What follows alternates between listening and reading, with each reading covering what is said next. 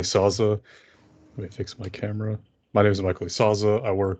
I've been working with HI-Rez for 3.5 years. Um, Technically, I've been working with them for 6 years, but 2.5 of those years were not an official employee, more of just a volunteer for a lot of things. So, um, the reason I want to do this presentation is because resumes, resumes for video games company is not different than writing it for any other tech company, but you sort of have to be more on your A game when writing these resumes because you're up against a lot of people. I'm not sure if I get into that in this presentation, but if I'll be talking about how many people you're up against near the end, because it's kind of, there are ways you can stand out for sure. So, writing resumes for game dev jobs. So the sections of your resume should contain contact info. If you don't have contact info, we'll just skip your resume immediately. Skills or training, relevant work experience, personal or school projects, education or certificates. If you add other things like Game Jam awards or even the certificates can do it pretty well. It opens up more conversations for people to talk about. So I did a lot of game jams back in my time when I was in college, and a lot of those have sparked really great conversations where the interviewer gets to learn more about you as a candidate, and coincidentally, they become more attached to you if you do that. Some of the candidates that we recently interviewed stood out because they did these extra things with their times, whereas other candidates did not, and they showed a certain level of passion that we wanted to have on our team.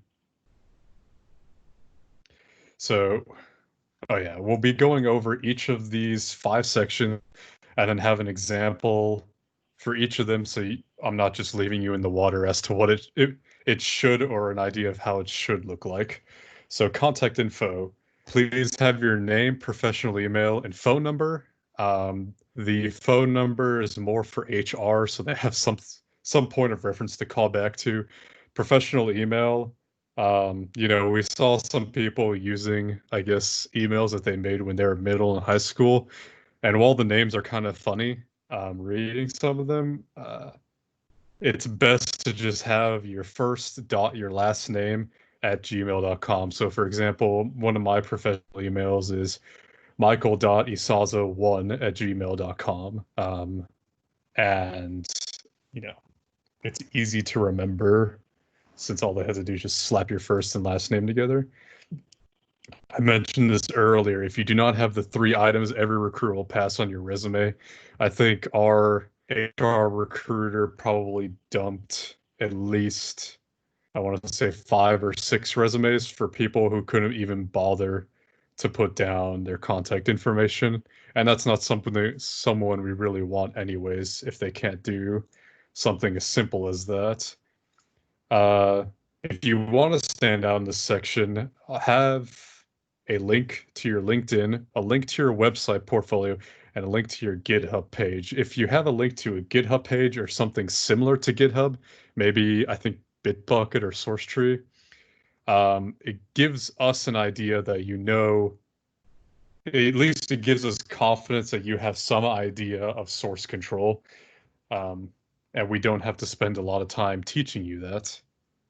So here's a good example of contact info. The name's clearly written. The next level down has their email and phone number, and then the last level down has the LinkedIn, the website, and the GitHub. Right, so it's all clear, all neat. You don't have to go overboard with a lot of the fonts. I mean, programmers more often than not just want things straight to the point rather than artistic. So, and it's, yeah, so that's good. Skills and training. This is where you can list the languages, software that you are proficient in. Um, we found it nice if a candidate puts programming languages in order from most knowledgeable to least. That's typically a question that we'll ask when we first sit down and talk to you is, are these in order? And then if they are in order, we'll go ahead and start asking you some questions on one or two of the languages. If they're not in order, that leaves a little bit of a bad impression, but not much. But after we establish a definite order, then we go ahead and ask the programming languages. Um, I want to be very clear when I say software and languages you are proficient in. Um, some people will put languages down that they used once or twice, which is just fine. Sometimes it's better to just take those out, or if you've made it to the part of the interview where you start talking with the team you would be working with, make it very clear that those languages you've only used a couple times. More not often, that's better just to take those out, because the languages and software that you write down, as long as they're applicable to the position, you will be quizzed on those. So the skills and training can include programming languages, software, math, computer concepts, management, and communication skills. Math is important if you're going for a game developer job. Example of skills and training. So this person made a subsection for the skills. They list out the programming languages in the order in which they're most proficient, the software in which they're most proficient, math, computer science, concepts, and communication and management. And all that stuff's great. You don't have to go overboard with listing every little programming language or software you used. When you're applying for the position, please, please, oh please, have the languages that you're applying for, or have the language listed that the position is applying for. In the recent internship we asked for C++ or Python, and Python was more preferred, and a lot of people were applying without even having Python listed. And so we don't know you personally. So we have to go off on what's ever on your resume or on your website. And if you don't have a language listed, the HR person who's reading through all of these will probably skip yours. And if it somehow slips by her, we'll probably skip yours. The list shows applicants' knowledge. The skills listed are relevant to the positions they're applying for. They're in order of comfort, which gives an interview an idea of what they can ask of you. Work experience. Now, I know that not all of you will have relevant work experience, and that's fine. Probably in the questions section of this, I can go over how you can stand out from someone who does have work experience. So in this section, you'll want to put the company name, job title, start and end date, or present if you're still working there. For each job, and you'll see these three questions come up a lot. For each job, you want to answer these questions. What was the issue the team was having? How did you resolve this issue? And how did your company benefit from your work? And then here's one example of how you could do that. So someone said, out of our team of 5, I volunteered to make a GUI for our application in C++.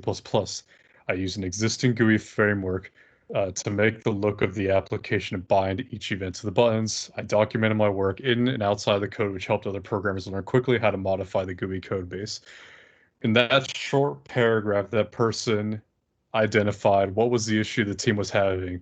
Well, there was no GUI there was no GUI for their C++ application. How did they resolve that issue? They used an existing GUI framework, which could be something like Qt or what is it? I forgot the built-in Visual Studios version. Either way, doesn't matter. And so that's how they used to solve that issue. And then how did people benefit from it? Well, now they have a GUI, and they went a step further and documented the work, which helped the company even more. So with your work experience, you want to communicate to the recruiter and the team what value you bring to the table. And this short little paragraph identifies immediately what this person's value is. Yeah, and I went over those 3 points. Oh yeah, also just as a side note, documentation's huge. If you can do that, you're already a step above most applicants. Here's another example, which is more in a traditional format. A lot of people like their dots. Personally, I prefer the paragraph style, but what can you do?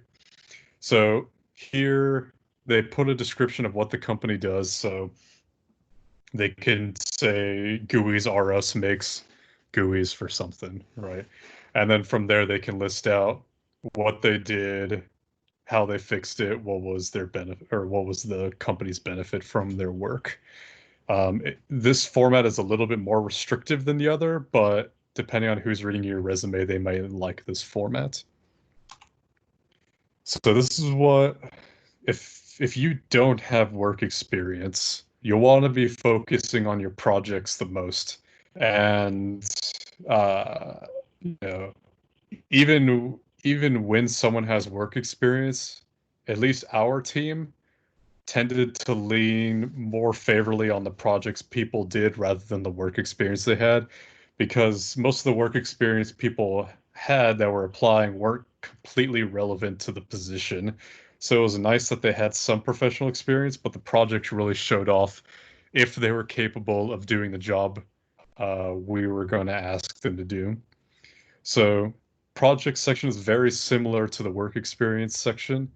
The interviewer will want to have a description of what the project is and what your contribution is to it. So you'll want to answer the questions. What was the project about? What language or engine, preferably both, did you use? Where are you on a team? And what was your contribution to the team? So here's an example. There's a project called OpenGL Night. And up there they listed that the languages they used were C++, OpenGL, and GLSL. So they worked with a team of four to make a hack and slash game from a physics-based engine that they made. This candidate implemented the character movement ability and collision, and they wrote and implemented the post-processing shaders. So this gives a clear description of what the project was, what the languages and libraries they used, and they listed out their contributions so that when we ask them a question, we're not asking them an unfair question like, well, how did you make the physics engine? They could come back to us and say, well, it wasn't listed there. I made the character movement abilities, collisions, and post-processing shaders. Right. And that's huge because it saves the interviewer time from asking an embarrassing question. It saves the interviewee the time of being put on the spot trying to answer a question they had no part in implementing. So the next one is education and certificates. This one's pretty standard. It should almost every single applicant had this. It's either at the bottom or top of your resume. List the school, the expected year to graduate, major or secondary majors. And then for certificates, you can just list the name and when you got it. So there are some interesting certificates out there, like the Unity certificate, some language proficiency certificates that are probably worth your time doing. Excuse me. Uh, and all of that stuff is a bonus if it's relevant to the position that you're applying for.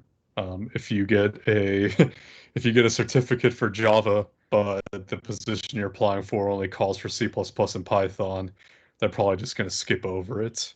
But if you had a certificate for Python, you'd probably be a shoo-in, or at least you'd get really far in the application process. So here's an example. University of the world, when they started, when they graduated, what degree they got in, and then a certificate that they got underneath it. It's a very neat format, and it gets the point across very quickly. And I think I've said it a lot, but that's kind of what you want your resume to be. Just get the point across to whoever's reading it. So that's basically it. I do have some comments about the examples that I used. All the examples that you saw here were from people that made it really, really far into the application process for our team, and that we really thought were great resumes that we could use for these examples for you all.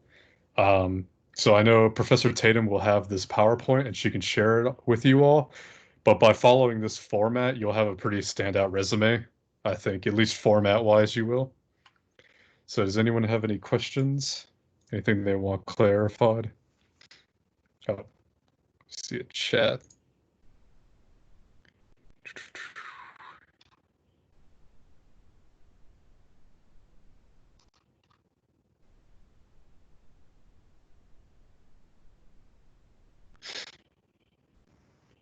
Oh, So, right. Michael, this is Dawn Tatum. Yeah.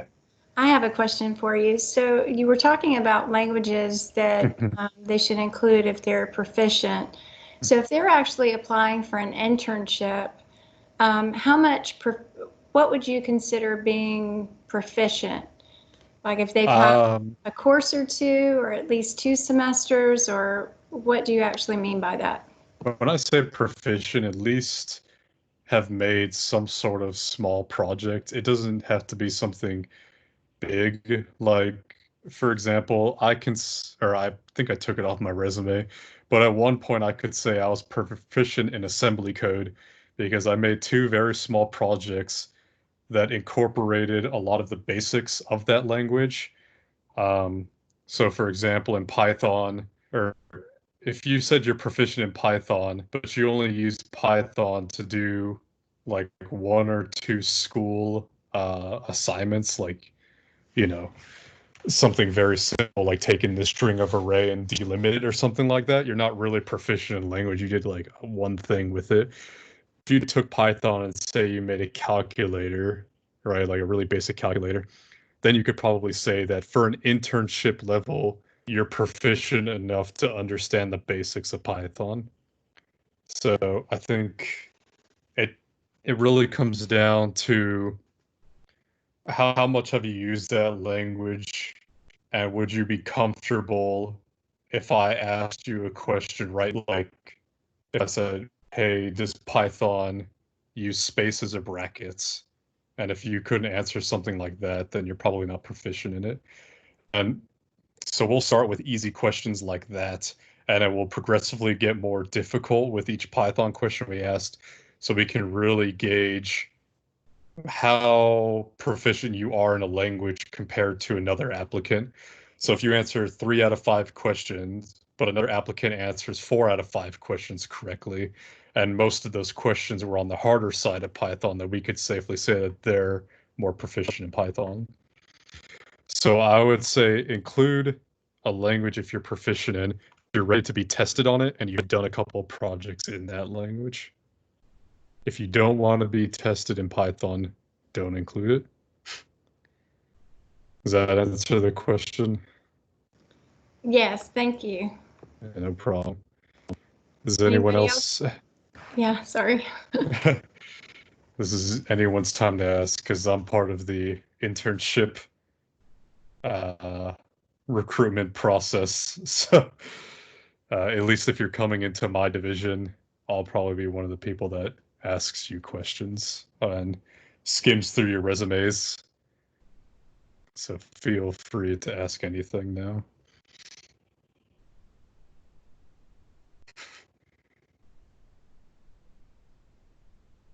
All right. Or type it. Is it okay to have a summary?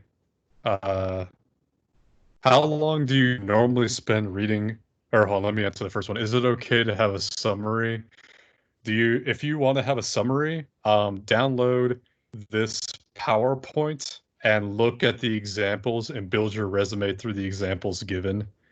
Um, yeah, that's probably the quickest summary and most reliable summary you can get because you can just go back and read it whenever you want. Um, but I guess summary for non-resume things or summary for resumes, keep it neat, get to the point, include everything you're proficient in, and things not related to resumes. Please do a lot of projects, not very simple projects. Do like medium-sized projects. And trust me, you'll stand out more than a lot of other people we interviewed.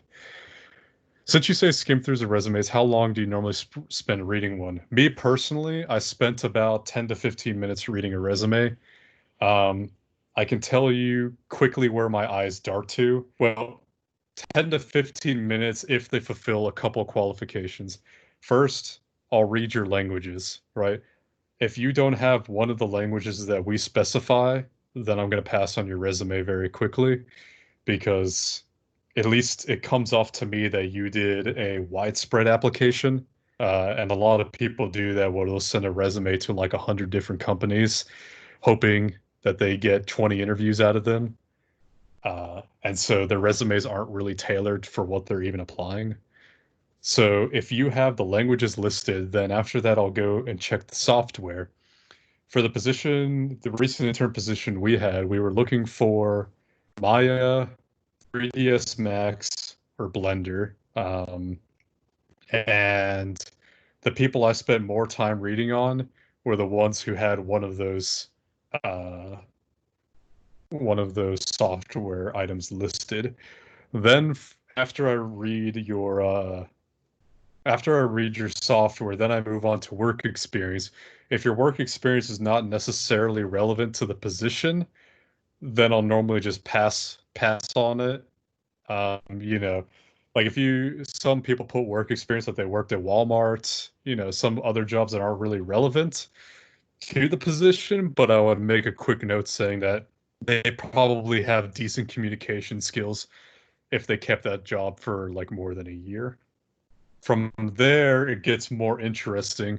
I start shifting my focus very heavily on the project section.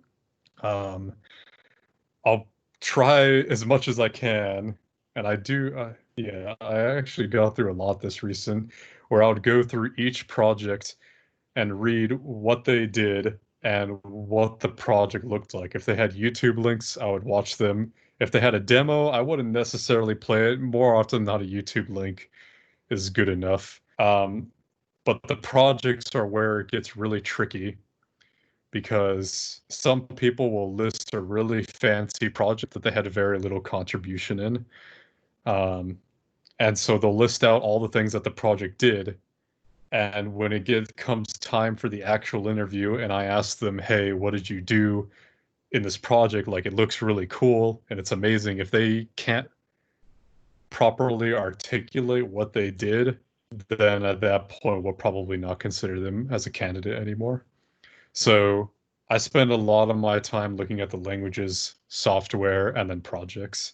Education is, my boss would normally look at that a bit more because he wants to see when you're graduating, just to have an idea as if once this internship is over, if they'll just have to hire you, or if they want to hire you, or if they're gonna have to wait another school semester to then hire you.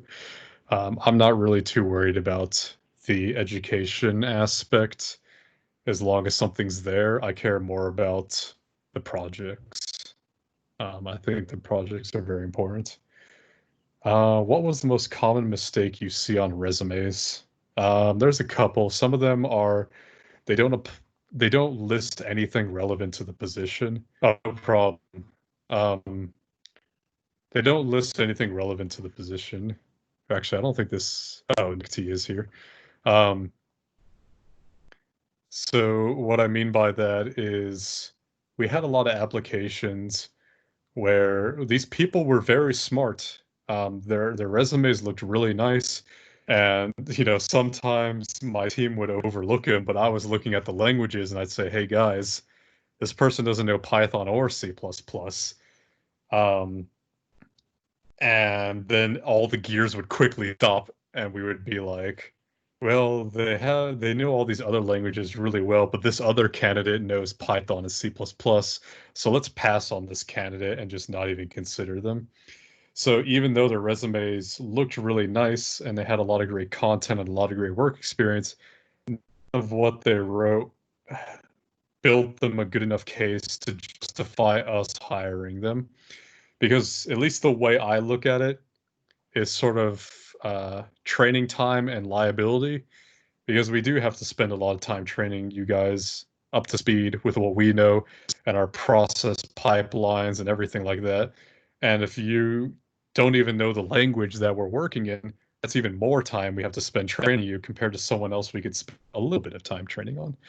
And it seems a little bit mean now that I say it out loud, but we want to get people on the ground running as fast as possible so that we can get them to making interesting tools and other things for the company. And we don't want to spend 3 months with an intern teaching them how to use Python. So that's one common mistake I've seen. Another one I mentioned earlier was they list projects they had very little contribution in, and that always makes for an awkward conversation when you ask them what they did, and then they can't even say anything they'll say something like I manage the team. Well, it's like that's great and all, but we need you to program. We don't need you to manage us. We have our boss for that kind of deal. So, and then another thing was people didn't have websites. That's another huge thing. Websites are very nice, and if you can format your website very nicely, that's a huge plus. People with websites that have YouTube videos that show off their projects, I think almost all of those people got pretty far in the interview stage. Some people didn't include that they knew how to use source control and skip on those, but it was always kind of strange when I would ask them, hey, do you know how to use GitHub? Do you know how to use Perforce? And it would be like, oh, yes, I do. And I'm like, why didn't you list it on your resume? They're like, I forgot. And I'm like, well, list it next time because we almost passed on your resume, because some other people know it and you don't. Some other common mistakes, I can go into the nitpicky stuff like spelling, please spell. Formatting's huge, which is why I wanted to do this presentation. We've had some awful formatted resumes, laughably so sometimes, where we just pass on them. Some people put too little content. We never saw a problem with people putting too much content, mostly because I think around this stage in your career, there isn't a whole lot you can put, but there should be enough to fill up a page. So I think those are the common mistakes that I've seen on resumes. And if you forget anything I say, Professor Tatum said that she's recording this, so you could always go back and listen to it. Because I know I tend to ramble. Any other questions? Oh, let me see. Someone's peeking at my extensions. I noticed that you had the Stay Focused Chrome extension. I do too, and I really like it. Do you have any more physical or digital tools you use to work more efficiently? Yes, I do. I actually have it next to me. So I know you guys might think I'm kind of silly, but I only have one monitor. The reason I only have one monitor is because it helps me stay focused on one thing at a time. At work I have dual monitors, but the second monitor normally has Twitch streams on it, which doesn't really help me focus. And at home I just have the one. So one thing I do to plan is I have this little physical calendar that I write in every day. I write down 2 to 3 tasks I want to accomplish that day. And I'm done with it. I just mark it out. I did that from a book I read. I think the book was called Atomic Habits. Very good book if you haven't read it. And it keeps me focused, being like, it could be 9 o'clock at night and I realize I didn't do something I wanted to do, and I'll just go ahead and do it. The other thing about having a physical calendar that's very nice is that one, it can't be blocked by YouTube. Google Chrome 9 times out of 10 will take up your entire screen. So it's always there next to me and nothing can block it. And two, the more I write down and the more I want to, or the more I write down and the more I cross out, the more I want to keep writing and the more I want to keep crossing out, because I can go back 2 months and see all the crazy things I've done. And it gives me, I don't want to say motivation, but I guess I don't, because motivation's not good. Not a good term I don't like to use. but it gives me more energy and more drive. It gives me more drive to continue doing the things I want to do. And it helps me form a habit because every time I write down something there, I 9 times out of 10 do it. And if you can form a habit doing something you want, like you don't have, it doesn't become a chore anymore to do it. So that's a little off subject, but habits are very important. I guess another topic I want to touch on a little bit more, and you can post a question if you want to while I'm talking about this subject, is your school projects. Please take those seriously, especially the game ones. Try to make the best games you can possibly make with the time given. With better habits, you'll make better games.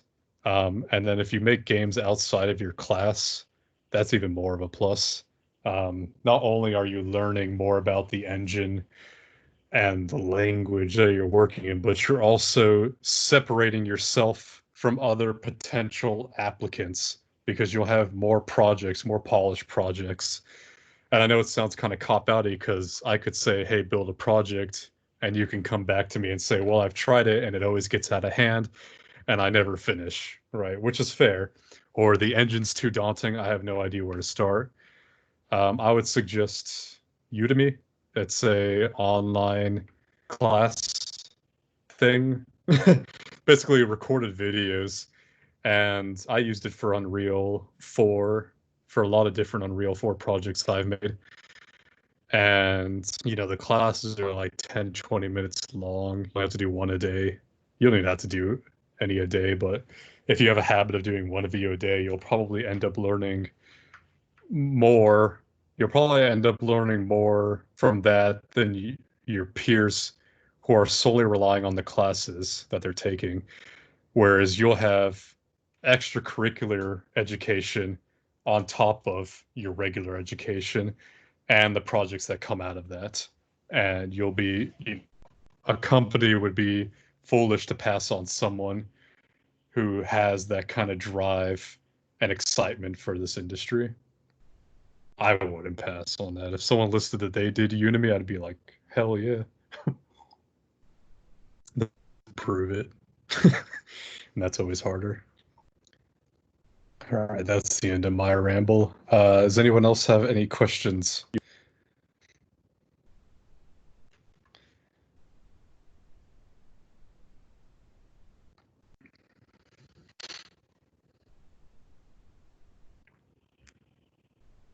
All right, I guess I'll give him 10 more seconds. The math teacher that would do that, he would count 10 to himself before cutting everything off. So I've gotten that in a habit of doing that. Thank you for all the great advice. No problem. Yeah. Yeah, thank you, Michael, so much. This is going to be really beneficial for all our students, even those that weren't able to join. So I'm sure they'll be watching and learning from you well beyond. So thank you so much. Yeah. And congrats on the great job at HI-Rez, and continue to do great things. Yeah. Oh, by the way, Udemy's like 90% off right now, so those $200 classes are like $10. Very, very good. So go for it. All right. I'll see you all hopefully in this career field because it is fun, though it requires a lot out of you. And just so you know, if you do ever land in a game industry job, just be very content with knowing that you're probably the best at what you do in that field, because they drive game people up to the wall with tasks. So, yeah, the best of the best make it. And if you're here listening to this, well, then you've already proved that you've got something really good going for you. So, good luck, everyone. I'm going to go eat some food and drink some water. Thank you so much again. No problem. All right. Bye, everyone.